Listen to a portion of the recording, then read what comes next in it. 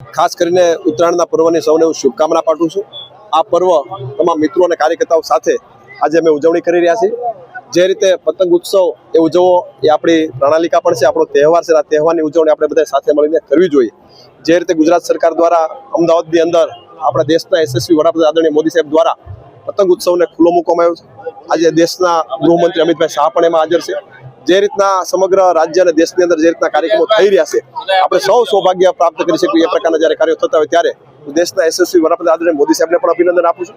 રાજ્યના મુખ્યમંત્રી આદરણીય ભૂપેન્દ્રભાઈ પટેલ સાહેબને પણ અભિનંદન આપું છું કે સંસ્કૃતિનો વારસો એ કાયમિક માટે આપણે જાળવવા માટે બધા મહેનત કરતા હોય છે અને એ વારસો આપણે કાયમિક માટે જાળવવો પણ જોઈએ।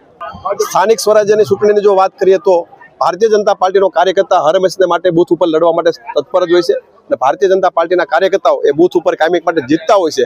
આ જીતના કારણે ભારતીય જનતા પાર્ટીના કાર્યકર્તાઓ દ્વારા સમગ્ર જિલ્લાની વાત કરીએ કે સમગ્ર રાજ્યની વાત કરીએ, આ પતંગ ભારતીય જનતા પાર્ટીનો કાયમિક માટે સગવાનો છે, એમાં કોઈ શંકાને સ્થાન નથી।